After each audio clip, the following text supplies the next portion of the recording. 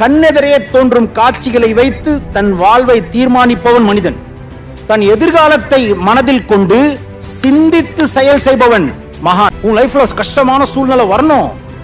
அந்த கஷ்டமான சூழ்நிலை உனக்கு கஷ்டம் இல்லைன்றதை நீ உணர்ற மாதிரி உனக்கு ஒரு சம்பவம் நடக்கணும்.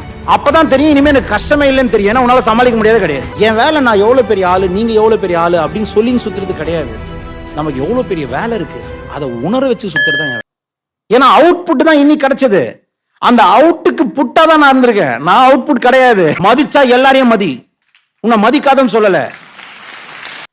எதுலெல்லாம் உனக்கு தோதுப்பட்ட மாதிரி நீ பாவலா காமிச்சு சும்மாவே டிராமா பண்ணுவியோ அதுக்கெல்லாம் பெரிய வார்த்தையை பிக்ஸ் பண்ணுவான்.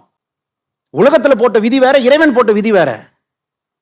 இது உலகத்துல ராஜ்ய விதி கூட கிடையாது, மனுஷ விதி. இது உன் லைஃப்ல கஷ்டமான சூழ்நிலை வரணும். அந்த கஷ்டமான சூழ்நிலை உனக்கு கஷ்டம் இல்லைன்றதை நீ உணர்ற மாதிரி உனக்கு ஒரு சம்பவம் நடக்கணும். அப்பதான் தெரியும் இனிமே எனக்கு கஷ்டமே இல்லைன்னு தெரியும். ஏன்னா உன்னால சமாளிக்க முடியாது கிடையாது. அதுக்கு நீ டிசர்விங்னு உனக்கு புரியும். தப்பு அது தப்பு. உப்பு மாதிரி தான் உறவு இருக்கணும். கொக்கு மாதிரி உன்னோட கவனம் இருக்கணும் நோக்கத்துல. அழுக்கு போவோம், கல்லு போவோம். சார் துணி தோச்சு அந்த அழுக்கு போவோம் சார். அப்படியே உட்காந்துக்கும் ஒத்த கால. அந்த அழுக்குல மீனை கரெக்டா எடுக்கும் டப்புன்னு. கோழி மாதிரி கவனம் இருக்கணும். கோழி மாதிரியான்னு புரியல.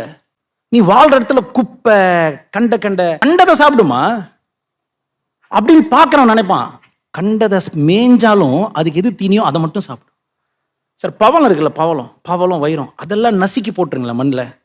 கூட கொஞ்சம் தானியம் போட்டுருங்க. அப்படி கொத்தும். அந்த வைரத்தை அப்படி தூக்கி போட்டு டக்குன்னு தானியம் மட்டும் உள்ள போகும். அதான் சொன்ன கோழி மாதிரி இருக்கும். நீ உறவுல 1000 குப்பை வரும், நல்லது மட்டும்தான் நீ எடுக்கணும். எடுத்து தானே உள்ள போவோம். பிரச்சனை இருக்கு எவன் இல்லைன்னா நீங்க என்ன பண்றீங்க? அந்த பிரச்சனைக்கு காரணம் சூழ்நிலையோ இல்ல சம்பவமோ இல்ல மனிதர்களோ நினைக்கிறீங்க. உண்மை இன்னைக்கு இவ்வளோ இருந்தும் ஒரு ஃபீல்டை சூஸ் பண்ணி அந்த ஃபீல்டில் நீ எக்ஸ்பர்ட் ஆக வேணாம். என்ன தொழில் செய்ய போறீங்களோ அதை மட்டும் படிச்சுக்கிட்டு அதுல ஷைனாவை யாருக்கும் வக்கில்ல. அதை நம்ம என்ன யூஸ் பண்றோம்? இது கேவலம். பெரிய கருத்துலாம் இருக்காது, சாதாரண கருத்து தான். பஜார்ல உஜாரா இல்லைன்னா நிஜார கைட்டிடுவோம். பஜார்ல உஜாரா இல்லைன்னா வாழ்க்கையில நீ இழந்துன்னு இருக்க. நீ உஷாரா இல்லைன்னா என் வேலை நான் எவ்வளவு பெரிய ஆளு, நீங்க எவ்வளவு பெரிய ஆளு அப்படின்னு சொல்லி சுத்துறது கிடையாது. நமக்கு எவ்வளவு பெரிய வேலை இருக்கு அதை உணர வச்சு சுத்துறது தான் என் வேலை. யாருக்கா புரியுது? இன்னைக்கு போய் நீங்க ஃபாலோ பண்ணலாமே. உறவு எப்படி இருக்கணும்? உப்பு மாதிரி. பழகும் போது எப்படி இருக்கணும்? கோழி மாதிரி. ஆனா என் கவனம் எப்படி இருக்கணும்? கொக்கு மாதிரி. இது பொய்யா உண்மையா? இதெல்லாம் உங்க வாழ்க்கையில நான் வச்சிருக்கேன். அப்படிதான் தேவையில்லாம உறவை போட்டு அப்படியே அப்பின்னு அப்படியே ஒன்னுத்துக்கு புரோஜனம். பணம் சம்பாரிச்சதையும் வீணாக்கின்னு, இருக்கிறதையும் பாலாக்கின்னு, கூட இருக்கிறவனையும் வெறுப்பேத்தின்னு. கேட்டான் நான் ரொம்ப நல்லவன் சார், மனசளவுல அப்படியே நான் அப்படியே. நீங்க என் கூட இருக்கிற வரைக்கும் உனக்கு நான் என்னன்னு தெரியாது. என் கூட இருக்கிறவங்க எனக்கு மகான் தான். கண்ணெதிரே தோன்றும் காட்சிகளை வைத்து தன் வாழ்வை தீர்மானிப்பவன் மனிதன். தன் எதிர்காலத்தை மனதில் கொண்டு சிந்தித்து செயல் செய்பவன் மகான். உங்களை நான் அப்படிதான் உருவாக்கியிருக்கேன். தன் எதிர்காலத்தை மனதில் கொண்டு சிந்தித்து செயல் செய்பவன் மகான்.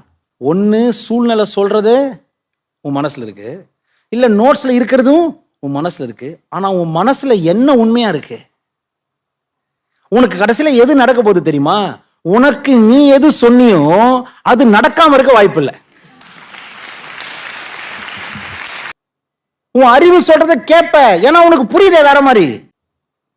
உன் மனசுல இருக்கிறதும் உனக்கு நடக்காது. நீ எது உனக்கு நடக்கும்னு டிக்ளேர் பண்றியோ அது உனக்கு நடக்காம இருக்காது.